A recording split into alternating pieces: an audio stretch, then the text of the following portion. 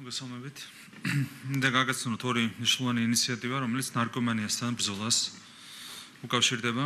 როგორც გუშინაც აღნიშნე, ნარკოტიკული დანაშაულების გამოსავლენად და აღსაკვეთად გასული ერთ თვის განმავლობაში მთელი რიგი მნიშვნელოვანი ღონისძიებები განხორციელდა. რამდენიმე დღის წინ ამოღებული იქნა 300 კილოგრამი ჰეროინი, გუშინ დავაკავეთ 18 ნარკორეალიზატორი. ამ მიმართულებით მუშაობა გაგრძელდება და კიდევ უფრო გააქტიურდება. მისაგრების შემთხვევით და კიდევ ერთხელ გადავხდი მადლობა საქართველოს შინაგან საქმეთა სამინისტროს წარმატებული სპეცოპერაციებისთვის. ნარკომანია არის უმძიმესი სენი, რომელიც სერიოზული პრობლემაა არა მხოლოდ საქართველოსთვის, არამედ მსოფლიოს ქვეყნების უდიდესი უმრავლესობისთვის. ფსევდოლიბერალური იდეოლოგია, რომლის უმთავრესი მიზანი საზოგადოების დეგრადირება და მისი მანიპულირების გაიოლებაა, სხვა მაგერებებთან ერთად მისდან მიმართულას ცდილობს სხვადასხვა ქვეყანაში ნარკომანიის ფართოდ გავრცელებას, რის ერთ-ერთი მაგალითი ჩვენი ქვეყანაცაა. ამგვიდრებენ ტერმინს ლიბერალური ნარკოპოლიტიკა, რომლის დეკლარირებული მიზანი ნარკომანიის შემცირებაა, სინამდვილეში კი სწორედ ნარკომანიის ფართოდ გავრცელებას ემსახურება. ფსევდოლიბერალური იდეოლოგია ცდილობს მოდურ მოვლენად წარმოაჩინოს მარიხუანის და ეგრეთ წოდებული კლუბური ნარკოტიკების მოხმარება, რომლებიც ისეთივე გამოსწორებელ ზიანს აყენებს ადამიანის ფსიქიკურ და ფიზიკურ ჯანმრთელობას, როგორც ნებისმიერი სხვა ნარკოტიკული საშუალება. ჩვენი ვალია მაქსიმალურად დაუპირისპირდეთ ფსევდოლიბერალურ დღესასრიგს და დავიცვათ ჩვენი საზოგადოება და ახალგაზრდები კიდევ ერთი მძიმე სენისგან, ნარკომანიისგან, რომელსაც ხელოვნურად გვახვევენ თავს. რაც შეეხება უშუალოდ ორი ინიციატივას, რომელიც დღეს მინდა გაგაცნოთ. პირველი ინიციატივა უკავშირდება ნარკომანიის ჩანაცვლებითი თერაპიის პროგრამებს, რომლებიც დღევანდელი მდგომარეობით, როგორც სახელმწიფოს, ისე კერძო სუბიექტების მიერ ხორციელდება. როგორც ცნობილია, ჩანაცვლებით თერაპიისთვის გამოიყენება ისეთი პრეპარატები, როგორიც არის მეტადონი და ბუპრენორფინი. საზოგადოებაში არსებობს საფუძვლიანი ვარაუდი, რომ კერძო კომპანიების მიერ გაწეული მომსახურება ხშირ შემთხვევაში არა პაციენტის განკურნებას, არამედ მისთვის ნარკოტიკული საშუალების ლეგალურად მიწოდებას ისახავს მიზნად. იმ პირობებში, როდესაც კერძო კომპანიას აქვს პირდაპირი კომერციული ინტერესი პრეპარატის რეალიზაციის მაქსიმალურად გაფართოების მიმართ, ბუნებრივია მას აქვს ძლიერი სტუნება არა პაციენტის განკურნებაზე, არამედ პრეპარატის რეალიზაციაზე იყოს ორიენტირებული. ამგვარი პრაქტიკა სრულად უნდა აღიკვეთოს. აქედან გამომდინარე, მივიღეთ გადაწყვეტილება სრულად აგრძელოთ ჩანაცვლებითი თერაპიის პროგრამების განხორციელება კერძო სუბიექტების მიერ. ძალზე მნიშვნელოვანია ჩანაცვლებითი მკურნალობის განხორციელებაზე, რომელიც მაღალი რისკის შემცველ სამედიცინო საქმიანობათა კატეგორიას განეკუთვნება, სრული პასუხისმგებლობა აიღოს სახელმწიფომ, რომელიც თავისი დაწესებულების მეშვეობით მკურნალობის პროცესში ერთიანი სტანდარტის დამკვიდრებას უზრუნველყოფს. გამგაცრდება კონტროლი ჩანაცვლებითი თერაპიის სახელმწიფო პროგრამების განხორციელებაზე. კაცრად იქნება უზრუნველყოფილი, რომ თითოეული მომსახურება პაციენტის მაქსიმალურად სწრაფ განკურნებას მოემსახუროს და არ მოხდეს მისი ბოროტად გამოყენება ეგრეთ წოდებული ლეგალური ნარკომანიის სასახალისებლად. ასევე დღეს თხოვე საქართველოს ჯანდაცვის მინისტრს უზრუნველყოს ჩანაცვლებითი თერაპიისთვის განკუთვნილი ინფრასტრუქტურის მაქსიმალურად მოკლე ვადებში გატანა მჭიდროდ დასახლებული სივრცეებიდან. დღეს ამ ინფრასტრუქტურის მნიშვნელოვანი ნაწილი სწორედ მჭიდროდ დასახლებული სივრცეებშია განთავსებული, რაც ადგილობრივი მოსახლეობის საფუძვლიან უკმაყოფილებას მიწვევს. მეორე ინიციატივა ფსიქოტროპული მედიკამენტების არასამედიცინო ნარკოტიკული დანიშნულებით გამოყენებას უკავშირდება. ზედაპირული ანალიზი ცხადყოფს, რომ დღეს საქართველოში ფსიქოტროპული მედიკამენტების, განსაკუთრებით ბენზოდიაზეპინების მოხმარება გონივრულ მაჩვენებელს მნიშვნელოვნად აღემატება, რაც ამყარებს საზოგადოების საფუძვლიან ეჭვს იმასთან დაკავშირებით, რომ ნარკოტიკული დანიშნულებით ამ მედიკამენტების გამოყენება საქართველოში ფართოდ გავრცელებული პრაქტიკაა. დღეს საქართველოში ფსიქოტროპული მედიკამენტების იმპორტს ახორციელებენ კერძო სუბიექტები. შესაბამისად, ამ სუბიექტებს აქვთ პირდაპირი ინტერესი ფსიქოტროპული მედიკამენტების მოხმარება ხელოვნურად წაახალისონ. იმისათვის, რომ ამგვარი პრაქტიკა მაქსიმალურად აღიკვეთოს, სრულად აიგრძელება ფსიქოტროპული მედიკამენტების იმპორტი კერძო კომპანიების მიერ. სპეციალურ კონტროლს დაქვემდებარებულ სამკურნალო საშუალებათა იმპორტი და რეალიზაცია მხოლოდ სახელმწიფოს პრეროგატივა იქნება. გარდა ამისა, დაწესდება მკაცრი კონტროლი რეცეპტების გამოწერისა და მედიკამენტების გაცემის პრაქტიკაზე. მუდმივ რეჟიმში ყურადღებით დავაკვირდებით ფსიქოტროპული მედიკამენტების გამოყენების სტატისტიკას. ამ სტატისტიკის არსებითი შემცირება იქნება უთხოვარი ინდიკატორი იმისა, რომ სახელმწიფო ფსიქოტროპული მედიკამენტების არადანიშნულებისამებრ გამოყენება წარმატებით აღკვეთა. ვერავინ მისცეთ იმის საშუალებას, რომ საკანონმდებლო ჩარჩოს ბოროტად გამოყენებით ნარკოტიკული საშუალებების რეალიზება საკუთარ ლეგალურ ბიზნესად აქციოს. ჩვენს მიერ მომზადებული საკანონმდებლო ცვლილებები სწორედ ამგვარი პრაქტიკის აღკვეთას ისახავს მიზნად. მინდა ვთქვა საქართველოს პარლამენტს შესაბამისი საკანონმდებლო ცვლილებები მომავალ კვირაში დაჩქარებული წესით მიიღოს. კანონით განისაზღვრება კონკრეტული ვადები, რომლის განმავლობაში ჯანდაცვის სამინისტროს მხრიდან გასატარებელი იქნება მთელი რიგი ღონისძიებები, პროცესების შეუფერხებელი განხორციელებისთვის, მათ შორის პაციენტების უფლებების დაცვის უზრუნველსაყოფად. კაფეოდ მინდა განვაცხადო, რომ არც ერთი ადამიანი, რომელიც ჩანაცვლებითი თერაპიის პროგრამით სათანადოდ სარგებლობს, მედიკამენტის გარეშე არ დარჩება. კიდევ ერთხელ მინდა განვაცხადო, რომ საქართველოს ხელისუფლება იქნება უკომპრომისო ნარკოტიკული საშუალებების რეალიზატორების მიმართ. ვერავის მივცემ ჩვენი თანამოქალაქეების, მათ შორის პირველ რიგში ახალგაზრდების მოწამვლის საშუალებას, საზოგადოებას პერიოდულად წარუდგენთ ინფორმაციას ნარკოტიკული დანაშაულის წინააღმდეგ მიღებული კონკრეტული ზომების შესახებ. დიდი მადლობა. თუ არის კითხვები შემიძლია გეპასუხოთ. მოგესალმებით.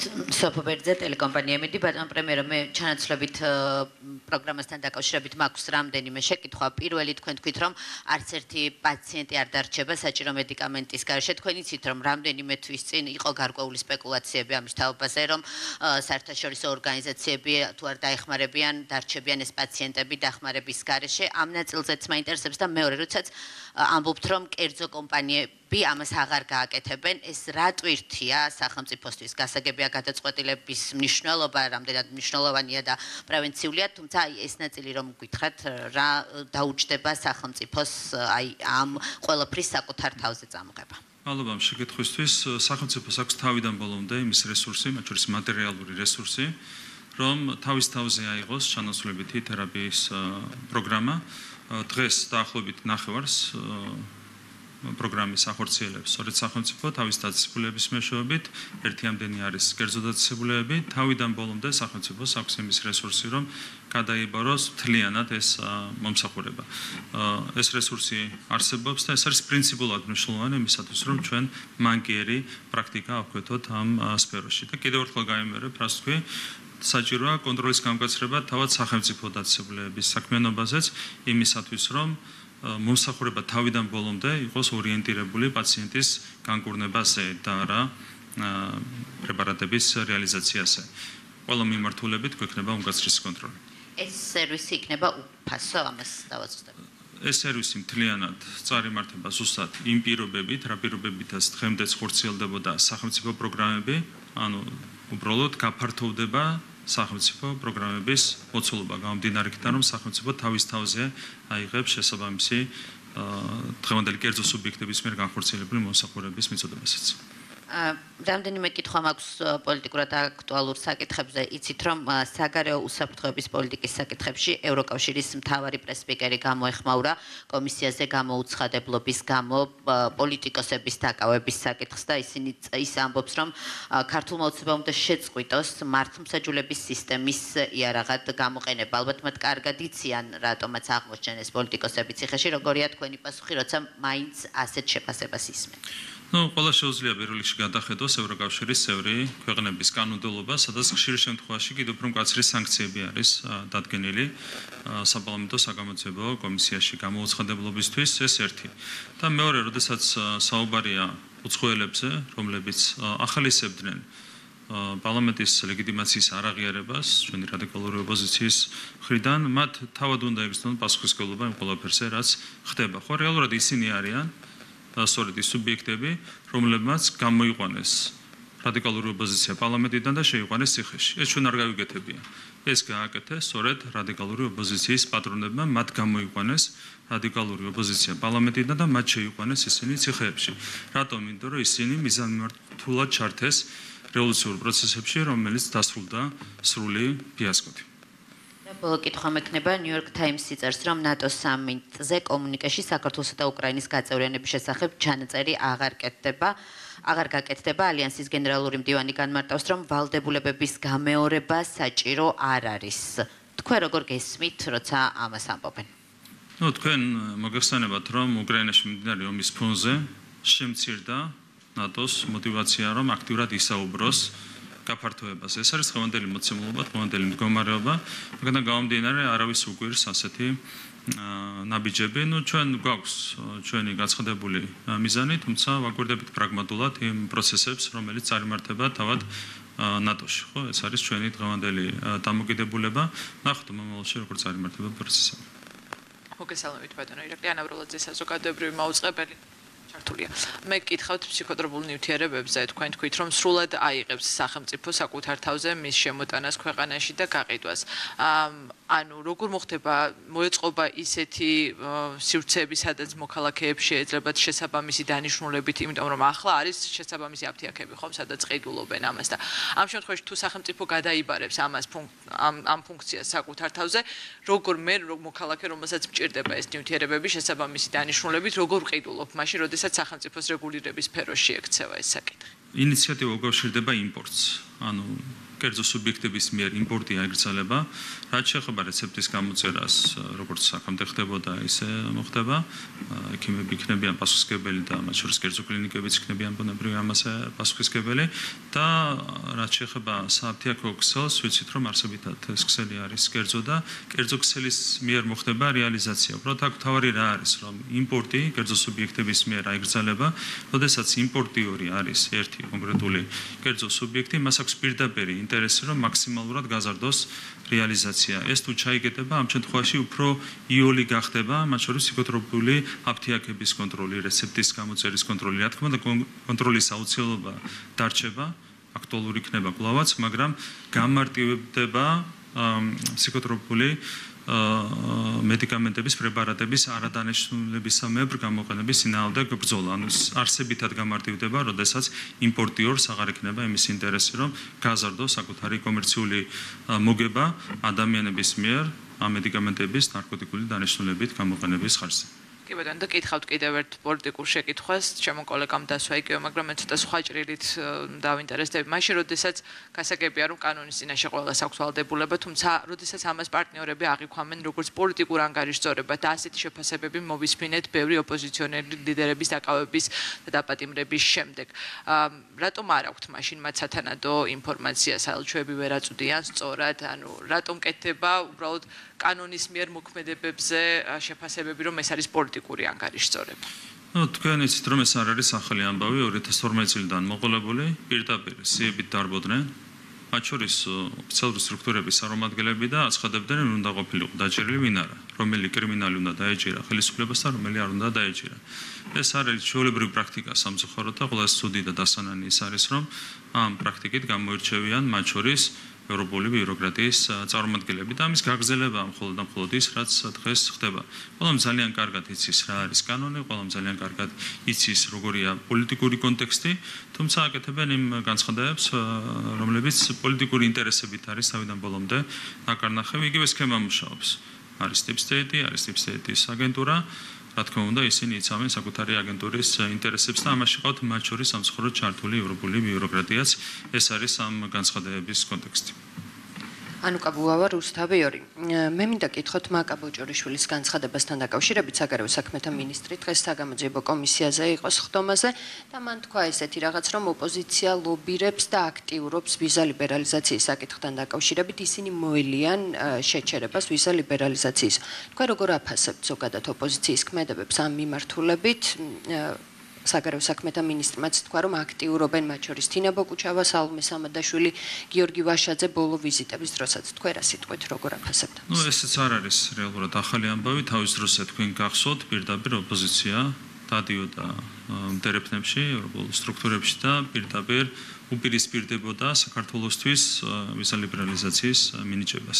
რაც ხდებოდა თავის დროზე, როდესაც ეს გადაწყვეტილება მიიღებოდა, ამის შემდეგ რადიკალური ოპოზიცია პირდაპირ ლობირებდა კანდიდატის სტატუსის წინააღმდეგ, მოლაპარაკებების გახსნის წინააღმდეგ, პირდაპირ ხელს უშლიდა სამუშაო ჯგუფების საქმიანობას, არიღებდა მონაწილეობას ამ ჯგუფების საქმიანობაში და ამ შემდეგ. ეს კამპანია გრძელდება.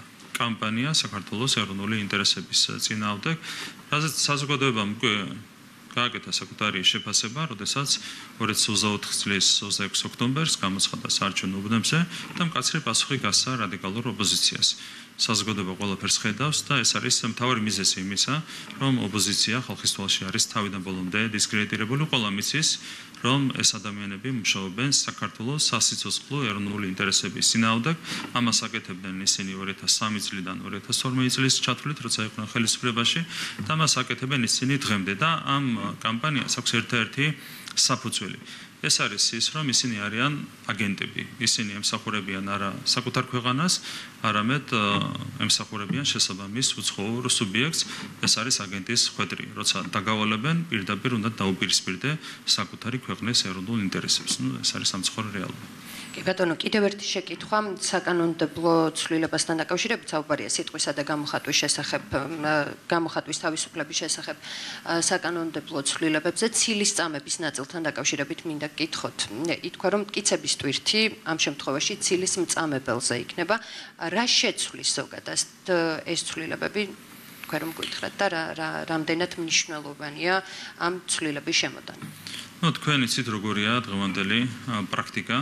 პრაქტიკა არის ის, რომ არავითარი ზღვარი აღარ აქვს, არც შეურაცხყოფას, არც ცილის წამებას და ეს არის საზოგადოების პრობლემა. ეს არ არის რომელიმე კონკრეტული დავუშვათ პოლიტიკური სუბიექტის პრობლემა, ეს არის საზოგადოების პრობლემა. რა თქმა უნდა, შეურაცხყოფას, ცილის წამებას, ყველა მანკიერ გამოვლენებას ჩვენ უნდა დაუპირისპირდეთ, ბუნებრივია ეს უნდა მოხდეს გამოხატვის თავისუფლების ფარგლებში და ჩვენ რაზეც მსჯელობთ, ყველაფერი თავსებადია გამოხატვის თავისუფლების ძირითად უფლებასთან. ამ ძირითადი უფლების ფარგლებში ყველა საჯარო ზომა უნდა იყოს ბუნებრივია მიღებული.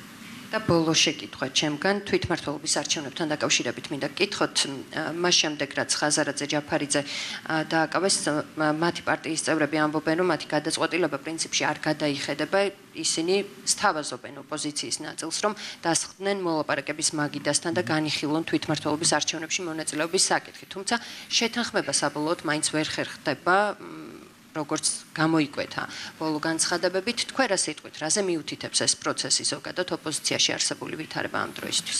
ზოგადად ეს წინააღმდეგობა რაც არის რადიკალური ოპოზიციის შიგნით, რა თქმა უნდა, არის პირდაპირ იმის მაჩვენებელი, რომ ოპოზიცია არის უკიდურესად დასუსტებული, ასაც ყველა ხედავს, მთელი საზოგადოება ხედავს, რამდენად დასუსტებულია. ოპოზიცია ამ მდგომარეობამდე მიიყვანეს ისინი საკუთარმა პატრონებმა. ასე დროს, რა თქმა უნდა, წინააღმდეგობების ხარისხი იზრდება ხოლმე და ამიტომ ვერ ყალიბდებიან იმასთან დაკავშირებით, თუ რა უნდა მოიმოქმედონ თვითმმართველობის არჩევნებთან მიმართებით. ჩვენთვის არის სულ ერთი, ასეც და ისეც ოპოზიცია ძალიან მძიმედ დამარცხდება. ეს არის მთავარი იმისათვის, რომ გაგრძელდეს ჩვენი ქვეყნის და თითოეული მუნიციპალიტეტის შეუფერხებელი განვითარება. დანარჩენი ნორმაცია დამოკიდებული ჩვენთვის არ არის ეს საინტერესო. მოგესალმებით, ტელეკომპანია პოსტები, ნუცა კოროშინაძე, ბატონო ირაკლის საერთო სასამართლოების შესახებ მომზადებულ კანონ პროექტს პარლამენტი დაჩქარებული წესით განიხილავს. თქვენი აზრით, რატომ დადგა ამ ცვლილებების მიღება აუცილებელი?